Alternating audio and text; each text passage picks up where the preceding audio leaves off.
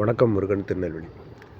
கர்த்தருக்குள் எப்பொழுதும் சந்தோஷமாயிருங்கள், சந்தோஷமாயிருங்கள் என்று மறுபடியும் உங்களுக்கு சொல்லுகிறேன். கடவுளுடைய வார்த்தை சொல்லுது பாருங்க, கர்த்தருக்குள் சந்தோஷமா இருங்கன்னு தான் சொல்லியிருக்கு. சந்தோஷமாக தான் இருக்க முடியலை இன்னைக்கு.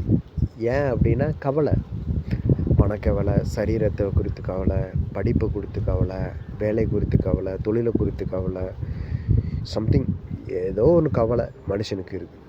கடவுளுடைய வார்த்தை சொல்லுது பாருங்கள், கர்த்தருக்குள் நீங்கள் எப்பொழுதும் சந்தோஷமாக இருங்கள். மறுபடியும் மறுபடியும் நான் சொல்லுகிறேன்னு சொல்லி இப்படி அழுத்தி சொல்கிறாங்க. ஏன் அப்படி சொல்கிறாங்க அப்படின்னா, நீங்கள் கடவுள் கூட இருக்கக்கூடிய உறவில் நீங்கள் எவ்வளோ சந்தோஷமாக இருக்கிறீங்களோ அதுதான் உங்களுடைய வெளிப்புறமான வாழ்க்கை வாழ்கிற வாழ்க்கையும் சக்ஸஸ்ஃபுல்லாக இருக்கும் அப்படின்னு வேதமே சொல்லுது. நீங்கள் உலகத்தில் வாழக்கூடிய இந்த நாட்களில் உங்களுடைய பண தேவைகளாக இருக்கட்டும், என்ன தேவைகளாக இருக்கட்டும், அந்த தேவைகள்லாம் சந்திக்கப்படணும், இல்லை நிறைவாக இருக்கணும், மகிழ்ச்சிகரமாக இருக்கணும், நீங்கள் வெளி உலகத்தில் வாழக்கூடிய வாழ்க்கையில் வெற்றிகரமாக இருக்கணும்னா, இந்த கடவுளோடு இருக்கக்கூடிய உறவில் நீங்கள் எவ்வளோ தூரம் சந்தோஷமாக இருக்கிறீங்களோ அதுதான் உங்களுடைய வெளிப்புறமாக இருக்கக்கூடிய வாழ்க்கையை சந்தோஷமாக ஆக்கி கொடுக்கும் அப்படின்னு வேதம் சொல்லுது.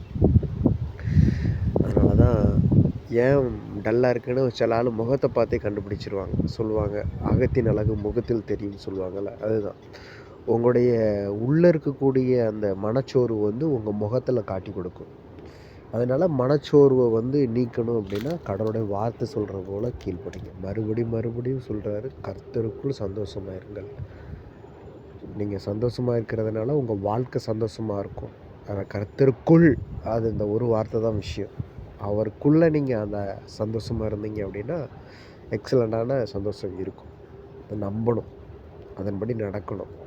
அது உங்கள் கையில் தான் இருக்குது. நடப்பீங்கன்னு நம்புகிறேன். Okay, God bless you.